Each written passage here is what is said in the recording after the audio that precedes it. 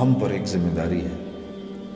میں اور آپ مسلمان ہیں، چاہے یہاں رہیں، چاہے کراچی رہیں، چاہے لاہور رہیں، چاہے دہلی رہیں، چاہے کہیں بھی رہیں، کامیابی چاہیے تو دین پر چلنا پڑے گا. ہاں، دین سیکھنا پڑے گا. اور دین سیکھنے کے لیے سب سے پہلے دل کا پیالہ خالی کرنا پڑے گا. اس بات کا احساس کرنا پڑے گا کہ مجھے کچھ نہیں آتا. سب سے پہلے اس بات کا احساس کرنا پڑے گا کہ مجھے کچھ نہیں آتا.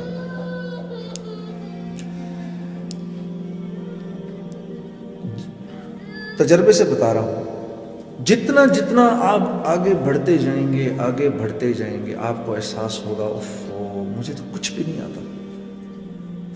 میں گانے کی لائن کی بات بتاتا ہوں. ایک دفعہ مجھے یاد ہے، مجھے گانے کی فیلڈ میں 10-11 سال ہو گئے، 12 سال ہو گئے. تو ایک دن میں جہاز میں بیٹھا ہوا تھا، تو مجھے احساس نہیں ہوا، میری ساتھ والی سیٹ پہ غلام علی صاحب بیٹھے ہوئے تھے. بہت بڑے گائک ہیں، بہت بڑے گائک ہیں. تو بڑی خوشی ان سے مل کے. میں نے کہا خان صاحب کوئی مشورہ تو دیجیے گانے کی لائن سے. کہنے لگے میرے بھائی گا نا، یہ میرا مشورہ ہے تجھے، گا نا.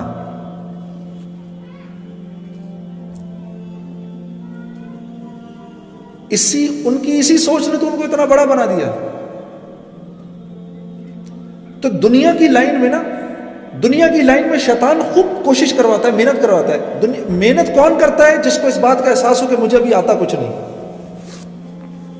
اور جو اطمینان سے بیٹھ جاتا ہے وہ بیٹھ جاتا ہے. مجھے تو ابھی میں نماز پڑھتا ہوں جی، اور آپ کیا چاہتے ہیں مجھ سے؟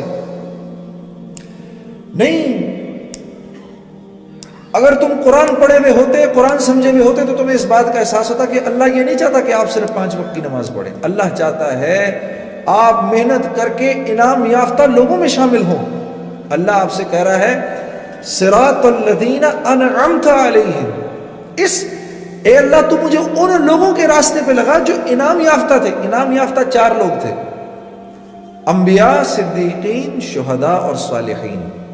یہ 4 لوگ ہیں. اللہ فرما رہے ہیں مجھ سے ان کا راستہ مانگو، تاکہ کہیں سیٹسفائی ہو کے نہ بیٹھ جاؤ کہ میں تو نماز پڑھ رہا ہوں، مسجد کے لیے میں دے رہا ہوں پیسے. آپ یقین کریے سب سے زیادہ یہ مسجد بنانا، بن جانا بہت بڑی بات ہے، اور اس کے لیے محنت کرنا بہت بڑی بات ہے.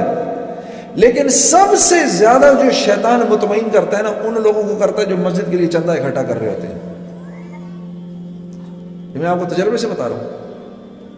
ہاں، میں تو بہت بڑا کام کر رہا ہوں. نہیں، سیٹسفائی نہیں ہو سکتے آپ.